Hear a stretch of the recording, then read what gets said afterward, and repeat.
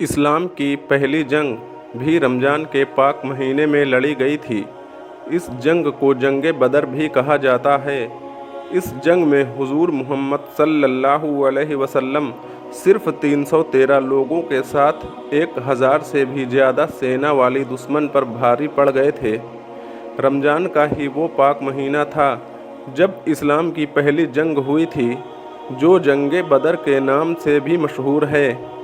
اس جنگ میں پیغمبر محمد اور ان کے ساتھ کچھ صحابی بھاری میدان میں اتر گئے تھے۔ یہ اسلام بچانے کی لڑائی تھی جس میں حضور صلی اللہ علیہ وسلم نے جیت حاصل کیے تھے۔ اس جنگ کے بعد ہی عید کا تہوار منایا گیا تھا۔ رمضان کے جس روز یہ جنگ ہوئی اس دن 17واں روزہ تھا۔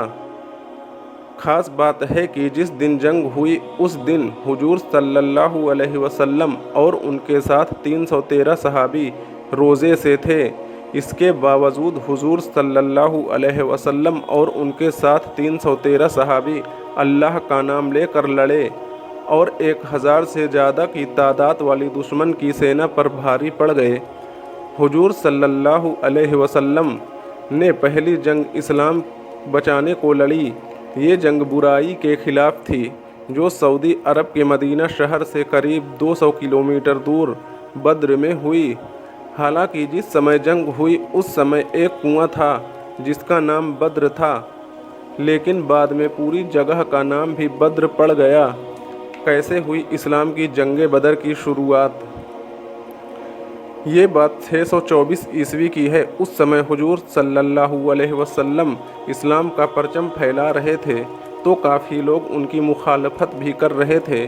ان کے ساتھ اس وقت کچھ صحابی تھے اور وہی صحابیوں نے اس وقت ان کے ساتھ جنگیں لڑے تھے، لیکن کمال کی بات ہے نہ تو وہ جنگ لڑنا جانتے تھے اور نہ ان کے پاس کوئی ہتھیار تھا۔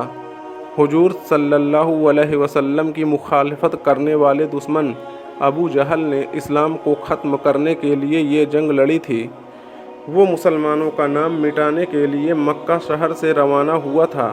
ابو جہل کی سینا کافی تعداد میں تھی۔ ابو جہل کی سینا میں قریب 1300 سے زیادہ لوگ تھے جو ہتھیاروں سے لیس تھے۔ اس کے ساتھ ہی سینا کے پاس 700 اونٹ اور 100 سے زیادہ گھوڑے تھے۔ حدیث میں آتا ہے کہ بدر میں جب جنگ شروع ہوئی تو حضور صلی اللہ علیہ وسلم اور صحابیوں کے پاس کسی بھی طرح کا ہتھیار نہیں تھا، جبکہ سامنے والوں کے پاس چمکیلی تلواریں تھیں۔ حدیث میں آتا ہے کہ جب مسلمانوں سے جنگ خالی ہاتھ جانے کی وجہ پوچھی گئی تو انہوں نے کہا کہ تلوار، تیر، بم، بھالے کیا ہیں یہ ہم نہیں جانتے۔ انہوں نے کہا کہ ہمارے نبی صلی اللہ علیہ وسلم نے ہمیں اسلام کے لیے چلنے کے لیے کہا تو ہم چلے آئے۔ ہمارے نبی صلی اللہ علیہ وسلم نے کہا کہ نماز پڑھو، روزہ رکھو، اللہ ایک ہے تو ہم نے یہ مان لیا۔ جب جنگ کی شروعات ہوئی تو یہی مضبوط دکھنے والے دشمن پیچھے ہٹتے چلے گئے اور آخر کار وہاں سے ہار مان کر وہاں سے بھاگ گئے تھے۔ حضور صلی اللہ علیہ وسلم نے پہلے ہی بتا دیے تھے کہاں مارا جائے گا دشمن۔ جنگ سے پہلے ہی حضور صلی اللہ علیہ وسلم نے ایک ڈنڈا لے کر لکیریں کھینچی اور گول دائرہ بنا دیے۔ حضور صلی اللہ علیہ وسلم نے فرمایا کہ یہاں اس جگہ پر ابو جہل مارا جائے گا۔ اسی طرح حضور صلی اللہ علیہ وسلم نے کئی گولے کھینچے اور وہاں پر مرنے والوں کا نام بتائے۔ یہ پہلی ایسی جنگ بھی تھی جس میں مرنے والوں کی خبر پہلے ہی دے دی گئی تھی۔ جنگ میں حضور صلی اللہ علیہ وسلم اور صحابی دشمنوں پر بھاری پڑتے جا رہے تھے۔ اسی دوران محاص اور معویس نام کے 2 بچے آئے۔ دونوں بچوں کی عمر 10 اور 12 سال کی تھی۔ دونوں بچوں نے پہلے دشمن ابو جہل کی جانکاری لی، جس کے بعد دونوں ہاتھ میں چھوٹی تلواریں لیے بھیڑ کے اندر گھستے چلے گئے۔ دونوں بچوں نے دشمن ابو جہل پر ایسا وار کیا کہ وہ زمین پر گر کر تڑپنے لگا۔ ابو جہل نے اپنے ساتھیوں سے پوچھا کہ کیا یہ وہی جگہ ہے جو پیغمبر محمد صلی اللہ علیہ وسلم نے اس کے لیے کھینچی تھی؟ ابو جہل کے سینکوں نے اسے بتایا کہ یہ وہی جگہ ہے تو ابو جہل چھٹپٹا کر اس دائرے سے نکلنے کی کوشش کرنے لگا۔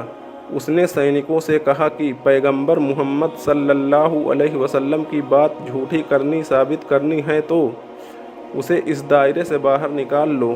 ابو جہل کے سینک ایسا کرنے ہی والے تھے کہ اس سے پہلے ہی اس نے دم توڑ دیا۔ حضور صلی اللہ علیہ وسلم کی بات سچ ثابت ہوئی اور اسی دائرے میں ابو جہل کی موت ہو گئی۔